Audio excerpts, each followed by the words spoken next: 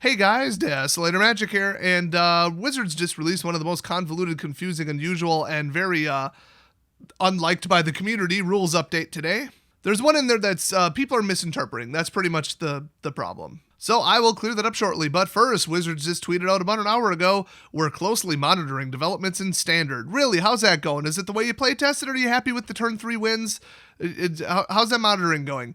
In order to avoid disruptions in this weekend's tournaments, we intend to provide an update on the format early next week. Now, I do believe that the official release date of this set is Friday. So, Monday, we're going to get a standard ban announcement. I mean, I told you guys, I said this is going to be the closest ban announcement to the release of a set that we've ever seen. So we all know Lotus Cobra, that's out. They're out of their damn minds for printing that. So they were going to throw Lotus Cobra into BFZ, and they said, no, it's too powerful. So now they threw it in to a landfall set. They threw Lotus Cobra in with a landfall set. Not even in it's in the same standard rotation. It's in the same set. What could they possibly have been thinking there? I mean, they weren't. Their playtesting department, we all know for the last 2 years, has been just out of their damn minds.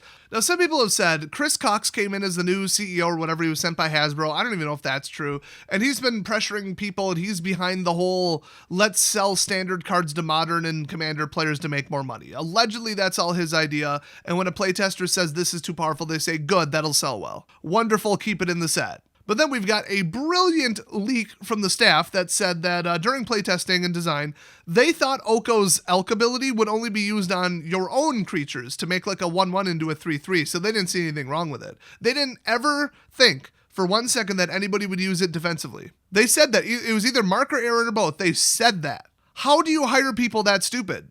How? Where do you even find these people? Just go to the bus station and say, here, playtest this? What the f***? So I'm going to lean towards incompetence. So anyway, they're going to undo some of their little boo-boos early next week, days after the release of the set. So I don't know what tournaments are this weekend. Wouldn't it be sealed or something, or draft? I don't know. If it is constructed, that'd be weird. You'd have no time to get the cards. But also, there are no paper tournaments in North America, so I don't even know what the hell they're referring to. Was it released early on MTG along with Arena? I don't even know. Who knows? But I say give people, 5-6 days to build and play test a new deck. That is well enough time. To absolutely perfect a deck, if I really give a shit, takes 2 to 3 days. So that's ridiculous. But I think they just didn't want to ban something literally before it comes out, because that would be embarrassing and make them look bad. This totally doesn't. So yeah, we're definitely going to see Lotus gone. We might, depending upon the win rates of Mill, see a Mill card get nuked. Hopefully the Crab. Hopefully also Teferi's tutelage. They honestly, the whole Mill archetype needs to go. It is so annoying. I want to play my damn deck, not get all my shit bounced back to hand and destroyed and board wiped while you nuke my library and then it's over on turn 7 because the crabs. No, that is such an utter bullshit strategy. Mill should be a 10 on the Storm scale. They should never print it again. Nobody likes it. So one of those might go. I suspect it's the Crab. And then we might see Scoot. I think because of the mutate, I think that puts it over. People are just just destroy it. Well, you've got, I was going to say technically you've got at instant speed removal, you can blow it up, but in response, they could just cast Cultivate and then clone him. So it takes an entire board wipe to stop him. Not every color can board wipe. That's ridiculous. The fact that you can't just point removal a simple little 3 cost because they'll just immediately, sack an Evolving Wilds and then, now I got 2 Scoot mobs. I mean, Scoot Swarm. They should ban it just so I can stop f***ing up the name. We all know it's the same creature. There's a card from Modern called Scoot Mob anyway. Yeah, I think that'll go. I really do. If they don't ban it now, they're going to have to ban it a week from now. So just whatever. So watch for that. That should be very interesting. So on to the rules. 107.1b. This rule talks about numbers and how Magic mostly uses positive and negative numbers. And by the way, I read these ahead of time, and the author here, Matt Tabak, or whatever the hell his name is, I'm not even sure he speaks English, to be honest. This is written so poorly, they aren't even sentences. There's so many wrong words, he didn't even proofread these. And he's in charge of wording the rules word by word. Wow. So if it sounds like I'm reading them wrong, I'm trying to correct his incorrect sentence structure and grammar on the fly.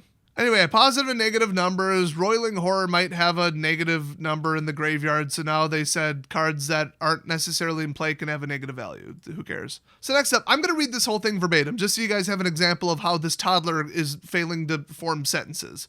We inserted a rule in the X section to clarify who exactly is going to give it to you. Pronoun reference with no noun. Okay, great. Actually common, it's a rule to cover cards like Zixara the Exemplary, which uses X in a way such that its value is derived from another object. Subsequent rules in this section were renumbered. Try making any amount of sense out of what he just wrote there. What is it? What giving what it to who? What? How did nobody proofread this? Anyway, this is such a bullshit nothing rule. Zixara says, whenever you cast a spell with X in its mana cost, create 0/0 green Hydra creature token, then put X/1/1 counters on it. Oh, so X can be determined by a thing outside the card. Yes, we knew that. That's how a bunch of other cards work. They literally did not need to rewrite this rule. Next up, oh, here we go. 111.11, the one that everybody's having trouble with. A new rule at the end of the token section to talk about tokens that enter the battlefield as a result of a copy of a permanent spell resolving, a new thing as of Zendikar Rising. They mean Lethal Form Core. I mean, in some of them, they refer to the card that needed the rule change. In this one, you gotta guess. So he says, those tokens are not, quote, created. And I'm glad he put in the quotes because it's still kind of vague. Like, literally, the tokens are not created. The new rule is that you don't create the token, or these tokens are not considered to be created for the purposes of rules, which is how an adult who knows the game in English would have written this. I used to be one of the top writers and editors for a $10 billion company, in case you haven't heard that enough times, so I can make fun of literally anybody's writing. So then he literally put, sorry, doubling season fans, which, doubling season is if you would create a token, create two. So and people are thinking, okay, Lethal Form Core, copy a permanent spell. Got it. Nobody knows how copying permanents works. Is the copy considered a copy? Is it a token? Is it on the stack? Does it resolve in order? Normally you can't stack up. Well, actually, no. With Flash, you could stack up permanent summoning. I take that back. But the fact that they said spell resolving gives it away. So people are like, well, he must be talking about Phylath, right? Because, you could clone him on the stack with Lethal Form, and then it says when he enters the battlefield, create a 0/1 green plant creature token. Let me stop you right there. No, that's an ETB effect. So those would still go off. Why wouldn't they? People are like, why would an ETB not go off? That's not what they're referring to. That's not what they said in the rule. Oh, so it must be, okay, because you're cloning a spell on the stack, it must be like every time you cast a creature spell, create a goblin token or whatever. You wouldn't get that. While that is correct, that's already in the rules for cloning because you're not casting a spell, you're duplicating it on the stack. You never technically, quote, cast it. So no, it's not an on-cast trigger either. So people are reading, when a copy of a permanent spell resolves, or he says, as the result of a copy of a permanent spell resolving, there is nothing that cares about if a spell resolves or not. It just says cast. Nothing in the game says successfully resolves. So people are like, what the hell are they talking about? You have to keep reading to 608.3b.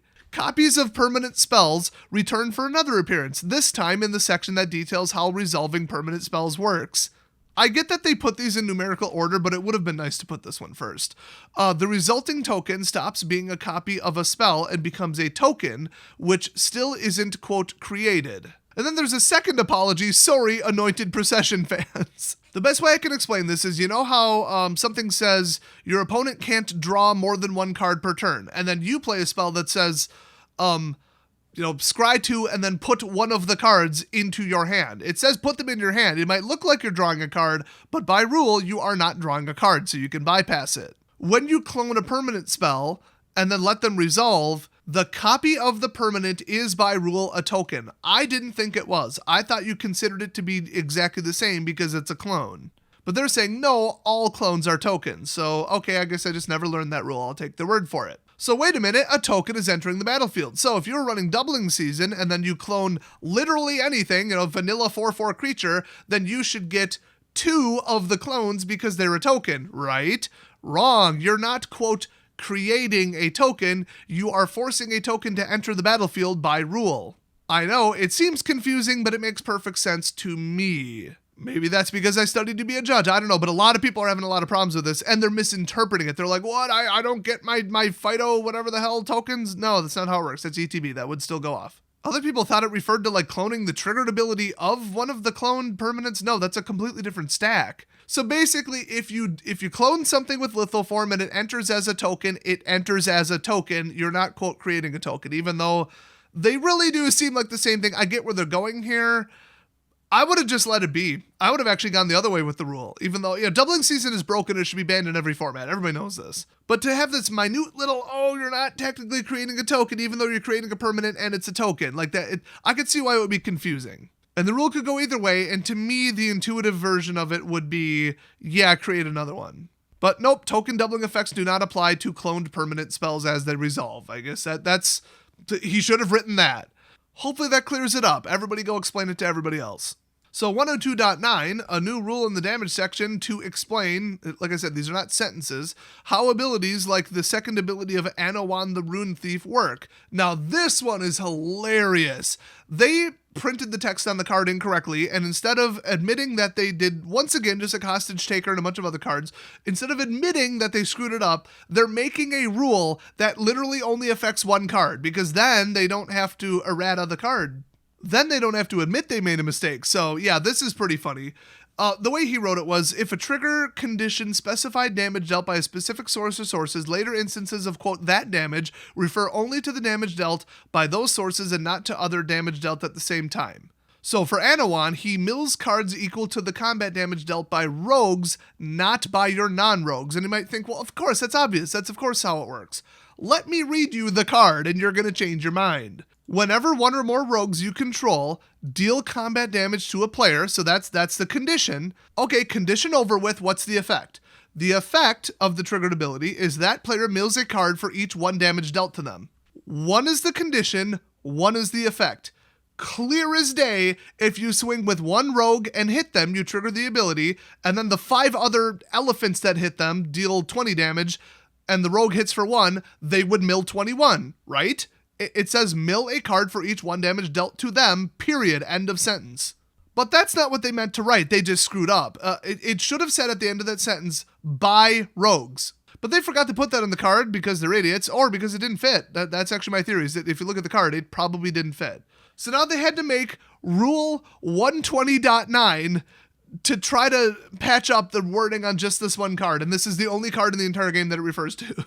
Amazing. Next up, this is one of my favorites here because this has been such an ongoing problem in the game. 206.3. This rule in the expansion symbol section dealt with cards that affect a particular set, like Golgothian Silex and City in a Bottle. And the greatest card ever printed, Apocalypse Chime. So you're probably thinking, set symbol? What are they talking about? Let me read you Apocalypse Chime. You're going to be surprised if you've never seen this card that this is a real legal card that exists. Okay, Apocalypse Chime. Pay 2, tap it, sacrifice Apocalypse Chime, bury all cards from the Homelands expansion. The Oracle text, which actually outlines how this rule actually works, is pay 2, tap it, sack it, destroy all non-token permanents with a name originally printed in the Homelands expansion. They can't be regenerated. So it doesn't have to be the exact card with the Homeland symbol on it, which did that set even have symbols? Whatever, it's any card that was originally printed in Homelands. So, have fun looking up every single card your opponent is playing. So they're clarifying that rule, right?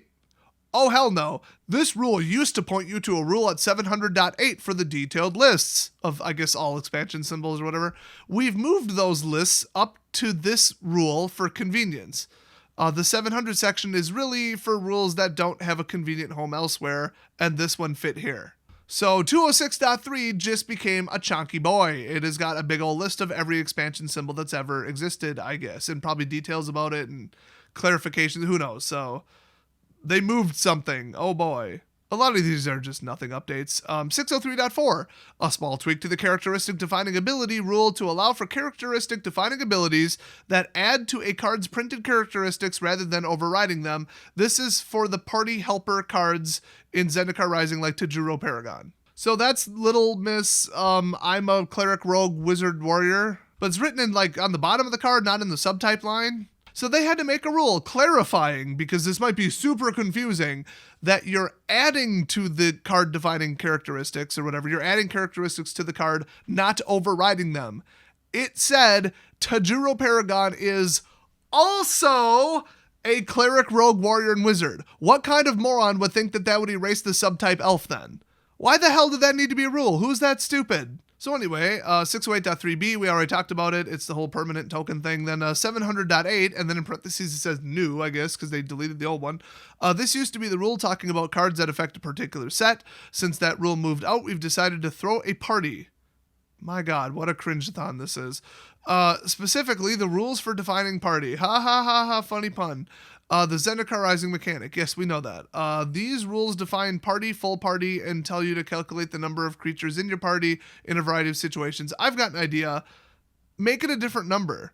Recycling a number and completely changing what it says is going to confuse the hell out of people. So, good job. Then we got 701.37, which is a very minor tweak to the Meld rules to correct something I noticed in passing. The rule said if an effect instructs a player to meld cards that can't be melded, how would that ever happen? Don't only like 3 cards meld? They stay in their current zone, but really that should be objects and not cards. Okay? And one of the key situations this rule guards against is token copies of meld cards trying to meld. I'll take your word for it. I guess he's trying to say tokens aren't cards, so they had to change the word cards to objects. That's news to me, but okay. I mean, yeah, I guess they're not cards. Why would they be? I don't know. I guess that never came up. 706.10f, another mention of copies of permanent spells, because we're not done with that yet. This time in the rule that talks about copying a spell or ability. Still no, quote, creating. Sorry, fans of Akeem the Soaring Wind. I did not know there was a third card. I knew about Anointed. I knew about doubling. I have never heard of this one. Oh, probably because it's from Commander 20. So they're reiterating once again that cloning a permanent does not, quote, create a token, even though it creates a token. They really just shouldn't have done that. I mean, I already know what they're going to say in their defense if the fans start throwing a fit over this, which, I mean, spoiler alert, they have. When you summon a creature with a creature spell and it resolves, you're not technically creating a creature. So the cloned token version of it, why would you be creating the token? As opposed to a spell that literally says create 5 tokens, where the word create is right in it. So like I said, not that confusing to me, but I can see why people don't like it. So next up, we got 7-Eleven. Hey, remember Mark Rosewater's stupid racist offensive joke about 7-Eleven? Pepperidge Farms remembers. Anyway, here we go. This is a treat. This is a section on double-faced cards. A lot of changes here. People are pissed about this for a damn good reason. This is so counterintuitive and not what you would think for how the rule works. And also, there's no reason to do this. So to summarize, there are now 2 kinds of double-faced cards. So a card having something on both sides no longer means that it's one particular type of double-faced card. And guess what? They're not marked at all. You just have to know, I guess. So they have transforming double-faced cards and the new modal double-faced cards. Why don't they just call the old ones flip cards? Because that's what like everybody says anyway. And then DFCs or double-faced cards could describe the modal ones. I guess they didn't feel like that. So transforming double-faced cards are the only cards that can transform on the battlefield or enter the battlefield transformed. Modal double-faced cards. So modal means you make a choice, basically. So it's a card with 2 or more modes that you choose from. And so they're obviously referring to the lands where you pick one side or the other. So modal DFCs are the only cards that be played. I assume he meant to write that can be played or cast with either face up. I mean, they can't take 10 minutes to read through this and edit it, clearly. I mean, that's too much time. You know, it's literally their job and they're getting paid to do it, but, you know, can't waste 10 minutes. So other rules that deal with double-faced cards were changed accordingly. Some rules that applied to all double-faced cards now apply only to transforming double-faced cards, and some rules were updated to explain how to handle both kinds. So it's not even consistent across the board. Here's a quick rundown. 203.3a through b. Some tweaks to these rules that explain how the converted mana cost of a double-faced permanent is calculated. So I guess that's mostly when the card's like still in your library or in your hand or you're fetching it or something. And yeah, we got the spell on one side, land on the other, so CMC would be a thing. So he says, it used to be that a double-faced permanent with its back face up used the mana cost of the front face to determine its converted mana cost. I mean, yeah, I guess. Now that's true of transforming double-faced permanents only. The converted mana cost of a modal double-faced permanent is determined using the mana cost of the face that's up. Well, that's only in play, not in the library. What if it says go fetch a spell of 2 CMC or less? I mean, I guess we don't have one that's a spell on both sides, but my understanding is that with the one where they cram 2 spells left and right onto a card, but they're both technically on the same side, you add them together. That is the converted mana cost of, quote, the card. So I assume that's going to apply to cards. Spoiler alert, they're going to have DFCs in the next 2 sets. Mark told us that. And it's probably going to be like spell creature or something. So if they're like, go find a card with CMC 5 or less, well, if it's 3 on the front and 3 on the back, the CMC is probably 6. I bet I just pretty much clarified a rule they're already going to clarify. But as far as, what is the converted mana cost of the creature that's in play, that would be like the side that's up. Not both sides, because it's already been determined. And if it's a transformed card, you use its original CMC from the back, or the front, because it's on the back. By the way, fun rule. I might as well throw this in because most people don't know this. How many faces does a double face card have? Well, I mean, this is me. Obviously, the answer is not 2, or I wouldn't have asked it. It's 3. You can have face A up, face B up, and you can have face down, because you can technically manifest or morph a double face card. So its 3 states are face down, face up A, and face up B. I don't think that's how they refer to it, but that's how I'm going to refer to it just to avoid confusion. So double-faced cards have 3 faces. Just remember that. So next up, 607.1b, this rule says an ability printed on one face of a double-face card can be linked to an ability printed on the other face. That's true of transforming double-face cards only now. Cards only now. I would need an example to know what the hell they're talking about. So 613.7g, this rule gives a new timestamp to a transforming double-faced card each time it transforms. Do any cards care about that? How many times this creature has transformed? Is that even written on a card? It must be. Okay, so 701.28 is this rule is for the transform keyword action. Only permanents represented by transforming double-face cards can transform. See, that's where we have a problem. That's where I think they're referring to, transform a card or flip a card or whatever. It probably does say transform. So you might think, I could target one of my 2-faced lands and, quote, transform it if I want to flip it over from a plains to a swamp. Nope. And you just have to know that. If it's like turn a card to its other face or transform it, you're like, well, that means turn a card to its other face. Cool. I can target my DFCs. No, not all DFCs, only some of them. But as far as I know, every other DFC literally has the transform keyword on it, right? Even the Planeswalkers, they say transform. So to say, this only refers to a transform card, yeah, one that has the keyword transform. Like, I don't know why people are really having a big issue with this, other than the fact that it's counterintuitive, stupid, and annoying. People were saying, and I might be not thinking of a counterexample here, that, a double-face card is a double-face card. How am I supposed to tell the difference? They're not marked any differently. Except that all of the first types have the keyword transform on them.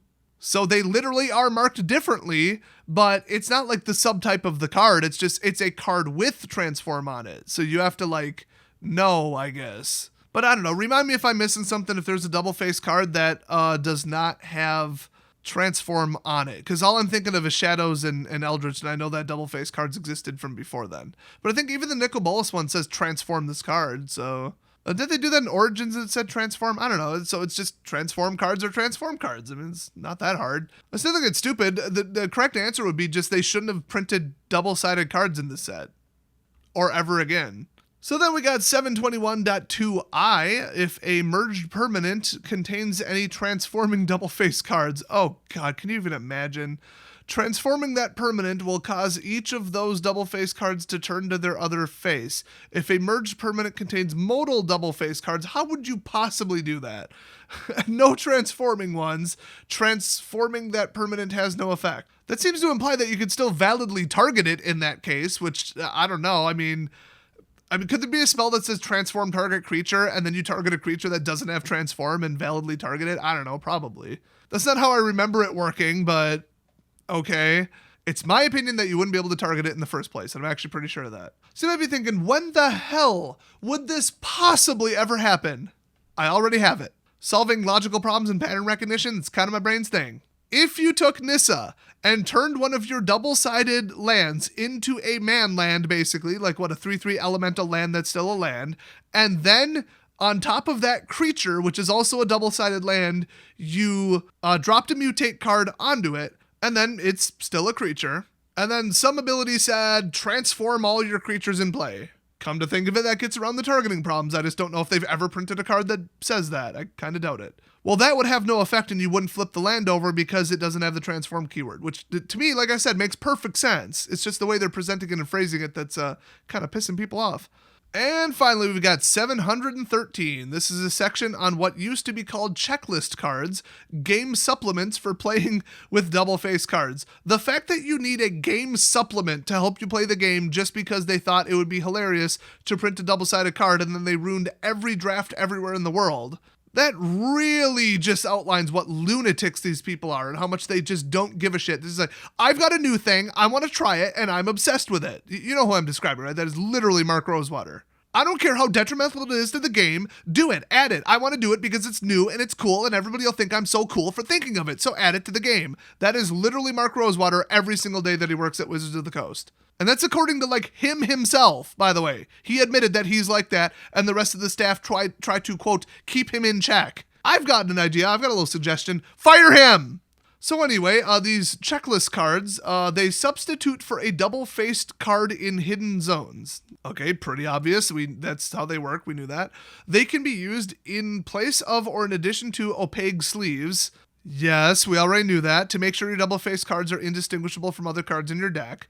Zendikar Rising has its own twist on them for modal double-faced cards. Checklist was an increasingly inaccurate way to refer to them, and it's been that way since Nicol Bolas. That's true, because they don't really have multiple options. It's not a list of multiple. It's just, with Nicol Bolas, it was literally one card. It was basically Nicol Bolas proxy. Nothing else in that set flipped over, if I'm not mistaken. So now it's like, yeah, there's the lands, so it should be a checklist of all the lands, but I haven't actually seen the checklist card yet. But I guess they don't want to refer to it as a checklist card anymore, because it might not be. So they're changing the list from checklist cards to substitute cards, which that makes more sense. I like that.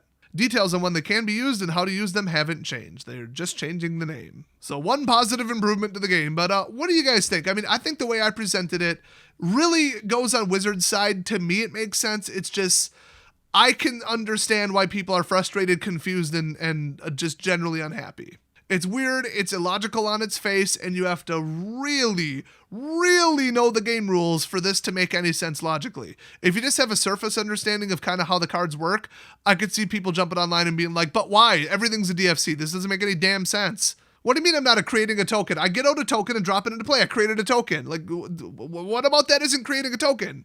So yeah, rule changes that on the surface to the average player are confusing and misleading, and when the rules are the opposite of what you would think would happen, that's not good. I don't think they should have done this. I really don't. I think they should have just said, screw it, fine, doubling season works for like lithoform core. How often would that even come up? Just let people play it the way they would logically do it. And they're just asking for a game to get destroyed by both players misinterpreting this and a judge catching it at like a big important tournament where it might matter. So while I don't agree with it, I agree with the logic behind it. I just don't agree with the tactic. I would have swung it the other way and just said, screw it, anything goes. But, I mean, whatever, that's the rules for you. They're so complicated, sometimes you gotta lean towards what the rules suggest is the way it would work anyway. So, it is what it is. But, yeah, thanks for watching, everybody, and I'll see you guys next ban announcement.